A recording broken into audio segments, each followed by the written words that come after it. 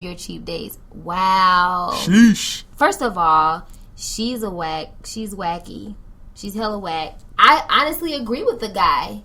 You know, maybe just going on little simple coffees to see if there's interest there, because why the hell are you going to want to toss all your money on somebody who might not even be interested in you? If it's like a blind date or something like that, and I've had some bad blind, I don't know why people want to set me up on these whack blind. I don't even do blind dates no more, because I used to like have this thing where if I'm not attracted to you, I'll still give you a chance.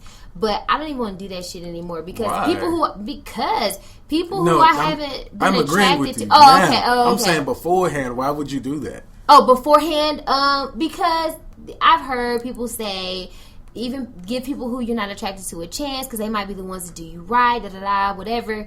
But and then I've ended up falling in love with these people, or really liking these people who I wasn't first attracted to, and then they became assholes. Like, I'm good. So now, yeah, you call me a bitch if you want to, or have my standards super high. Because honestly, my standards are way higher than they were before.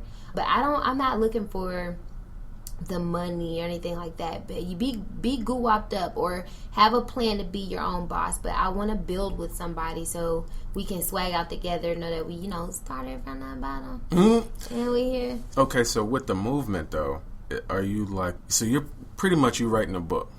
No, I'm not writing a book anymore.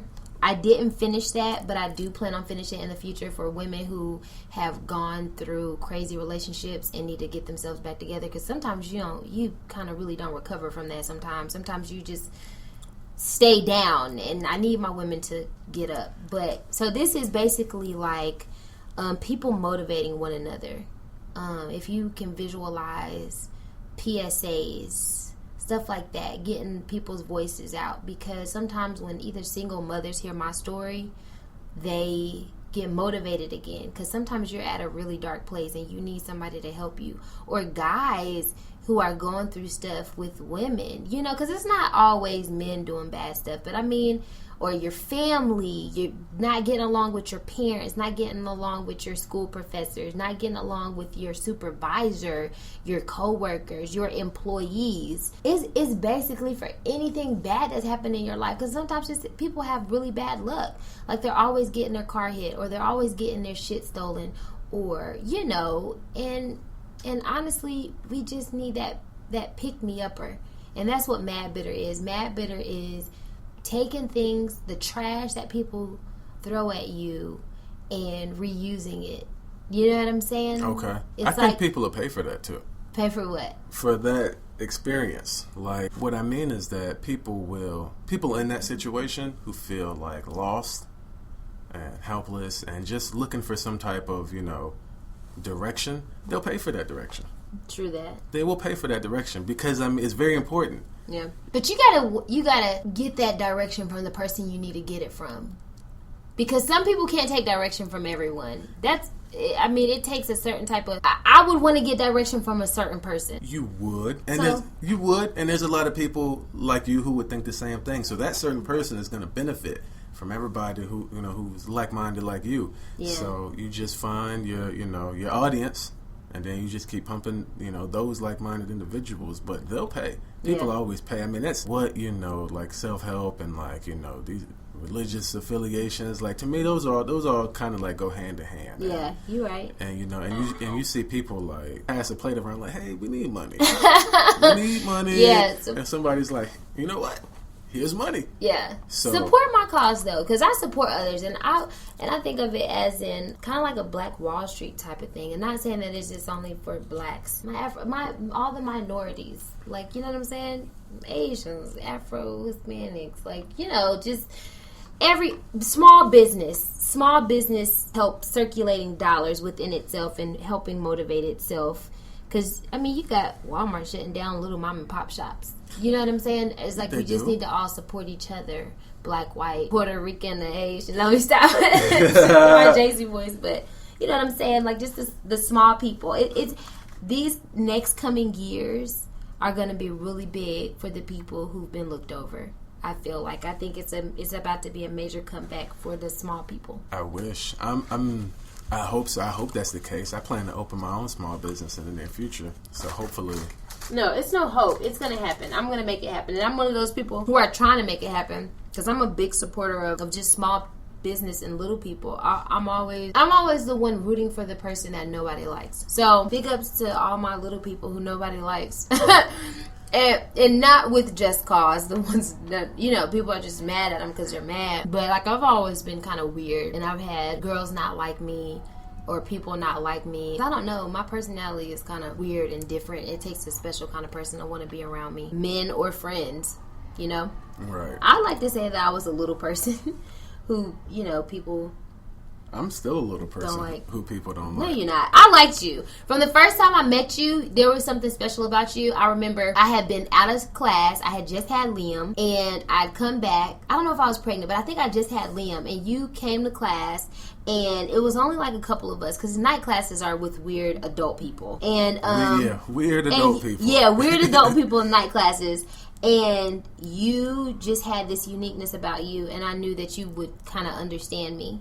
And you were a threat, not a threat to me, but just a threat, period, to anybody who feels like there's competition within the broadcasting industry at that point. And I just saw something in you, but you had a cool aura, and you were pretty decent. So I was just like, you know what? I got to rock with him because I knew you were a creative. Creatives know other creatives, And you said your birthday's on the 15th? Mm-hmm. So, might have missed the cuffs, though. Are you a Pisces? No, I'm an Aquarius. Okay. And I'm the cool Aquarius, not the January, early February Aquarius, that Aquarius, like. Okay. Because I'm actually a Pisces. My birthday is February 22nd. Oh, man. Yeah, so. You cool, but y'all crazy. Yeah, that's what I'm starting to realize. Yeah, y'all crazy. I had a neighbor, she was an Aquarius, and I'm not even like, if she ever hears this, I'm talking about you, boo. I tweeted the other day that this podcast, and it's crazy, it's been a while since I've had something like, that was creative and positive that I could put my energy into. And I tweeted the other day that this podcast, like, doing it, working on it, reminds me of, like, the life of Pablo. Like, how it's, like, constantly being updated, and it's living, breathing, it's on its own. Right. It's almost like the life of that album is like a person, almost, because it's like it's changing, and you can go back and listen to it, and it's the same songs, but the way it sounds different.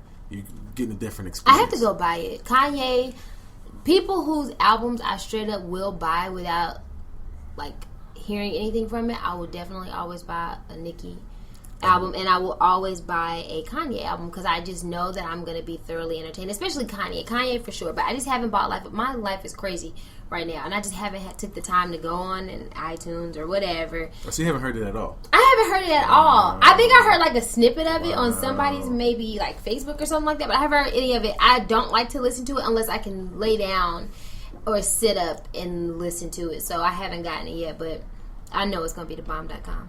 It is. It really is. I mean, it's not my favorite. I already had this like churchy feel to it. It does have a churchy feel, and I'm not a person who's very comfortable in that type of atmosphere. It's not that I'm uncomfortable, it's that I make other people in that atmosphere uncomfortable. Probably because you're inquisitive and you want to know stuff, and sometimes church people, not saying all church people, but they don't want you to ask questions. They want you to and there's certain specific questions they really don't want you to ask. So it is what it is, but I'm like, man, I'm really liking this vibe specifically, that it is like this whole like very inspirational. Well, I need to get it because I need some gospel. It's certain parts of my life where I need like gospel music. If you ask me like a gospel artist like or a song that's out is popping, I don't know them. Like most gospel songs I don't know. I love Keira Clark Sheard, and big ups to my first son's father.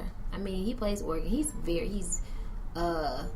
very musically inclined, and I miss kind of vibing with him with some of the church songs and going to church with him and singing songs. So that was that's a positive aspect of that old relationship. But So you're not cool with either one of them? I'm not saying that I'm not. I'm cool with anybody who's cool with me. Okay. So if you don't want to be cool with me, we don't got to be cool. We're cool at times. We're like normal couples where it's up and down, but we just choose not to. None of us really choose to speak. If we're on good terms, then we're speaking. Where I'm at in life, if for my next relationship, I don't want to bring too much energy to negative things, and thus I don't want that to affect whatever relationship that I have. So at all costs, I'm just trying to be super positive with both of them. is there more that they could do or I could do? Sure.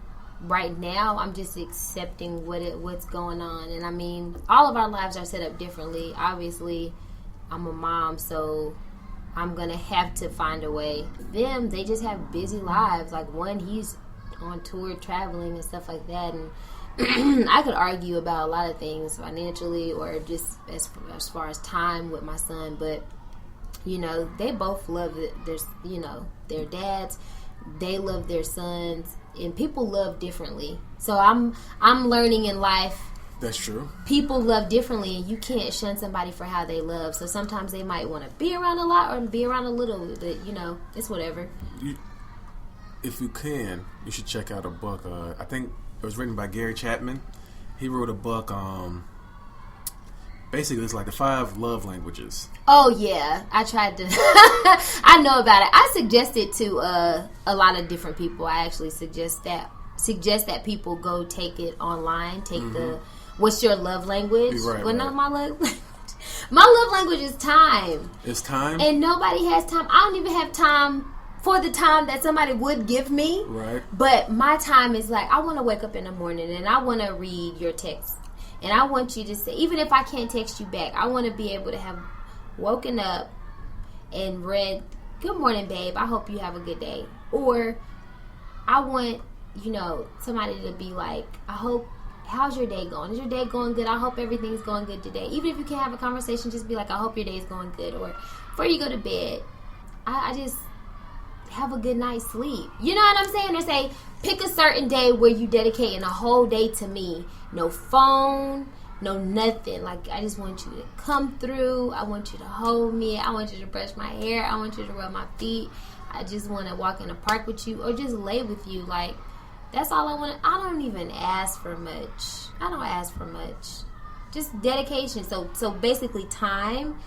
And it helped me with things. Like, somebody to help me. Because I help so many other people. Help me. Help ease one stress in my life. You know? True. If you can't do that, then, I mean... Then what you're talking about. And my white tea. Outside of Mad Bitter, what do you got going on? Oh, man. Outside of Mad Bitter, stuff for the library, of course. Later on this year, about August, September, planning a HBCU type of trade school fair, not trade school fair, but a school fair, like a college one-on-one fair, like so you can see different HBCUs. Because my kids, they know black colleges, but they don't even know them as HBCUs. If you said what's an HBCU, they don't know what an HBCU is, and I kind of want to bring light to what HBCUs are, teaming up with HBCU Pride Nation to get a. But why though? Get a panel. Why? Yeah, I wouldn't want my kids to go to the HBCU. Well, number one, HBCUs do a lot for the community. And I mean, and I don't, and when I say do a lot for the community, I mean as far as our self-love. Now, I have nothing against universities, because I'm a big fan. If anything, I would say it'll be awesome to test an HBCU. You know what I'm saying? Go there. I've heard so many stories. I didn't go to an HBCU. I wanted to. I mean, and there was like another school I wanted to go to in Pennsylvania, but I mean, it's not an HBCU. But the people that you become, the person that you become when you leave an HBCU, you leave with so much experience and knowledge about yourself, a lot of self-worth, a lot of networking to help, build yourself and others in your community. And then when you go to other universities, I mean, you learn different things, but there's nothing like that self-love. And it's about awareness. I want teens to be aware of their options, because some teens who come from nothing, or they're only around black students, they're afraid to go off to colleges and universities because they don't see anybody like them. And now you got Johnson C. Smith there. You got so many kids from everywhere. Yeah. These historically black colleges have they're mixed. They're mixed. So they are mixed to a degree, I would say. They are doing a better job at inclusion, which is cool. I don't think that they focused on exclusion. I just think that was more so of a choice from other people. Because you got to think about why HBCUs were made. They were made because blacks were excluded. That's why they were made. They weren't made to say, hey,